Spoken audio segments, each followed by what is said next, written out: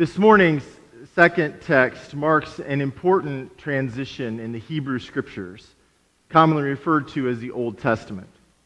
The 34th chapter of Deuteronomy is the end of the Torah.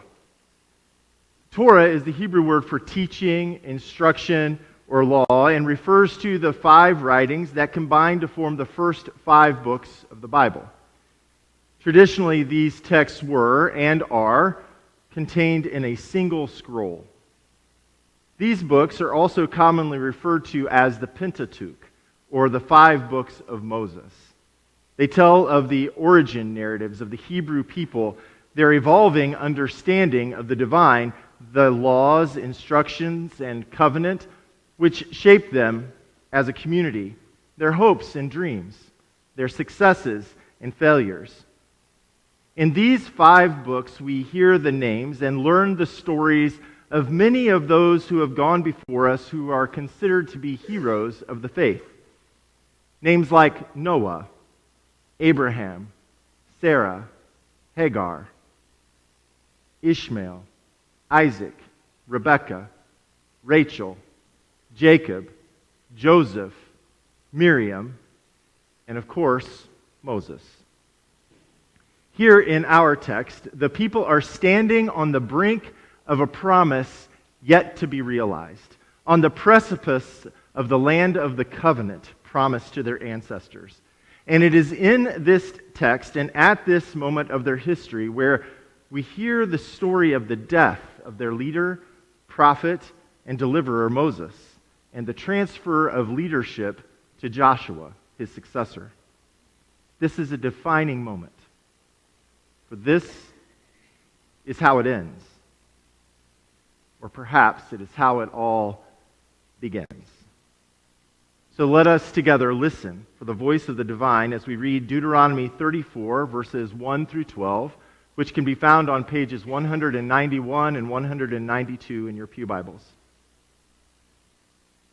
Then Moses went up from Moab to Mount Nebo, to the top of Pisgah, which is opposite Jericho, and the Lord showed him the whole land, Gilead, as far as Dan, all Naphtali, the land of Ephraim and Manasseh, all the land of Judah, as far as the western sea, the Negeb, and the plain, that is the valley of Jericho, the city of palm trees, as far as Zoar.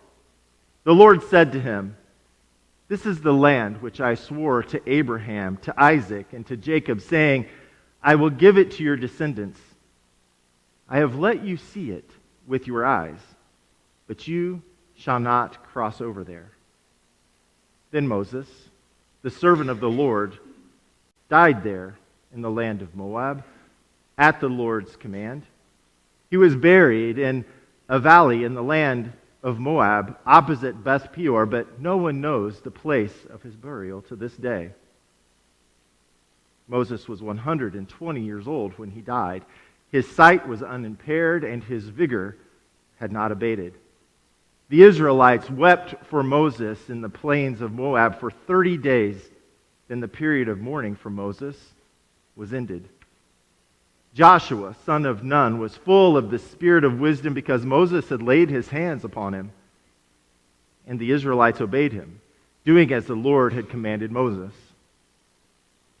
Never since has there arisen a prophet in Israel like Moses, whom the Lord knew face to face.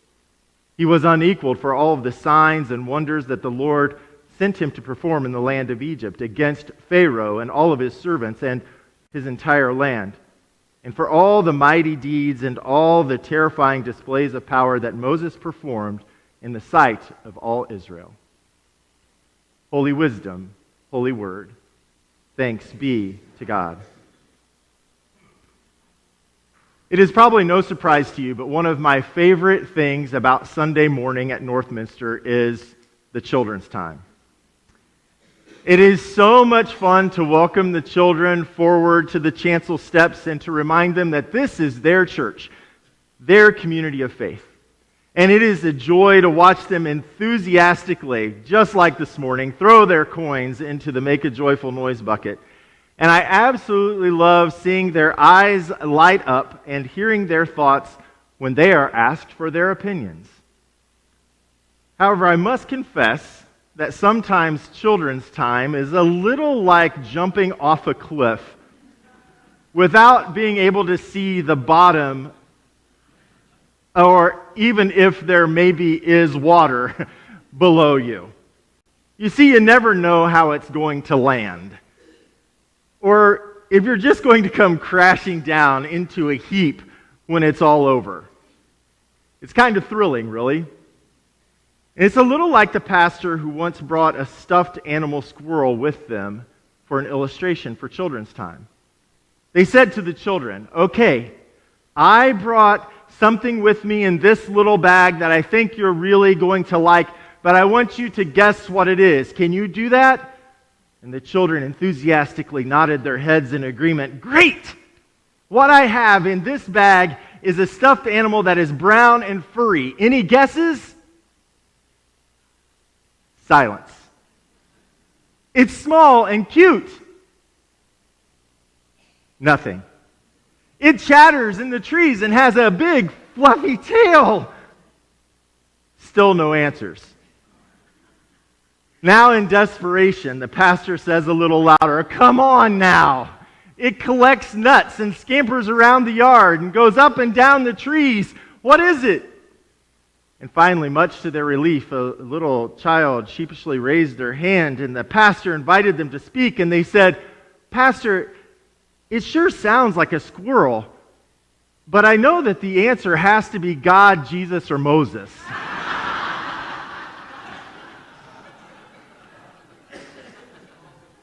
That's fair.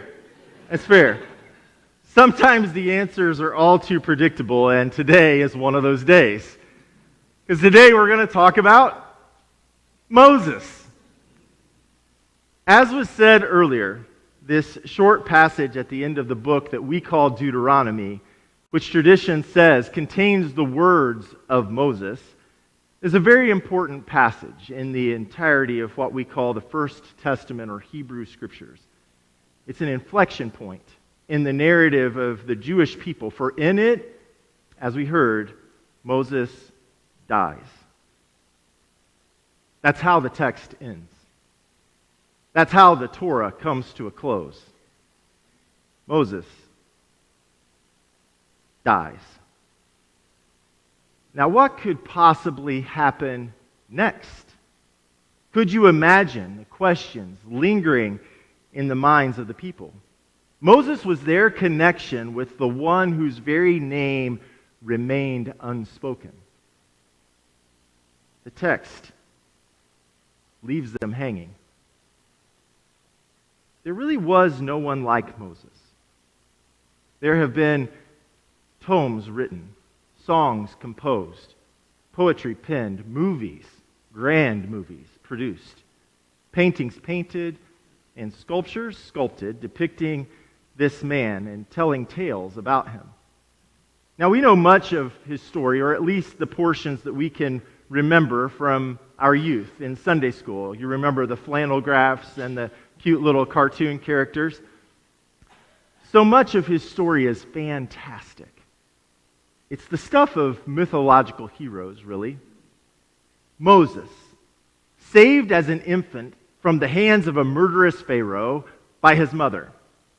You likely know how it goes. He was placed in a basket and drifted toward the palace on the Nile. Moses, whose very name means to draw out, was plucked up out of the river by the daughter of Pharaoh himself. Moses, raised as a prince of Egypt. Moses murdered an Egyptian while defending a Hebrew. Moses ran for his own life and spent 40 years tending the flocks of his father-in-law, Jethro. Moses, called to free his people by the voice of the divine from a bush that was on fire, yet somehow was not consumed. Moses, prophetically and emphatically fought for the freedom of his people from the enslaving grip of Pharaoh. Moses led the people of Egypt to liberation through the parting Red Sea.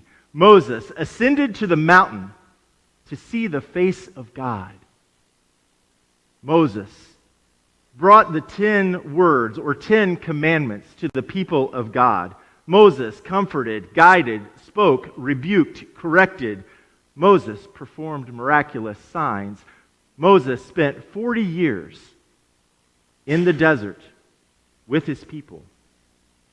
Moses died alone on a mountain while looking over the land of the promise. Moses.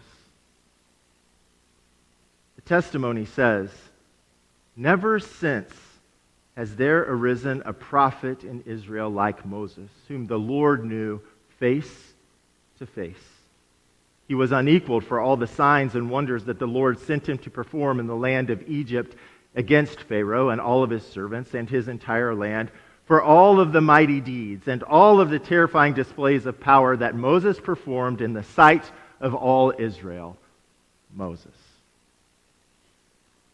There are 1,000 directions one can go with the story of Moses. And there are 1,000 lessons to be learned from his story. And we could spend months parsing and dissecting the hows and whys and so whats. And much of what we would discover along the way likely would be meaningful to us in different ways. Today, my attention has been caught by something in particular. This one small phrase that has captured me this morning. It's actually a sentence. One sentence that has captivated my imagination out of all of the chapters and verses written about Moses. And here it is. "Never since has there arisen a prophet in Israel like Moses." There was none like him. There was no one before, and there has been no one like him since. And we are familiar with the story, and we can likely all agree that this is the case. He was one of one. And yet, here's the twist on this Sunday morning before All Saints' Day, this Reformation Sunday, when we remember the lives of all of the saints who have gone before us. Indeed, there's never been another like Moses. There never will be. However, we all have heard other narratives. We have experienced testimonies. We personally know people whose stories intersect with ours, and sure, they may not be as fantastic or phenomenal as Moses' story, but they are powerful and transformative to us just the same. In fact, they are likely more so to us than this story from thousands of years ago because of their proximity to us and us to them. Of these people who have lived these stories, you can safely say there has never been anyone like them in all of history.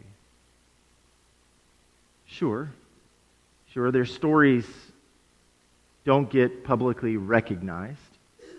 These saints and their stories will likely never appear in the annals of history, or neither will they be written down for generation upon generation to read. Their lives aren't perfect, and let's be honest, neither was Moses' life. What they were, what made them remarkable in their beautifully ordinary lives, is that they were, or are, or continue to be faithful. Their lives are lives of courage in the face of challenge. Their stories are examples of tenacious resilience. They somehow find themselves full of hope, even when despair would have been a much more logical way to go. In all they do, they somehow consistently bear witness to point to. Something bigger than themselves. You know the names of these people. Some of them are sitting in the sanctuary with you, perhaps in the pew right next to you. Their lives, their story, their commitments, their faith have shaped us, you and I. And even if they aren't here physically in this space, they are here for this place, this building, resounds with their stories. And if they aren't a part of this particular faith community, they're still here with you, here with us. You know their stories. You know their names. In fact, I would like to invite you to take a moment and reach out in front of you and grab one of those little itty-bitty pew pencils and open up your bulletin to the blank spot and write their name or names in that space in your bulletin. Take a moment.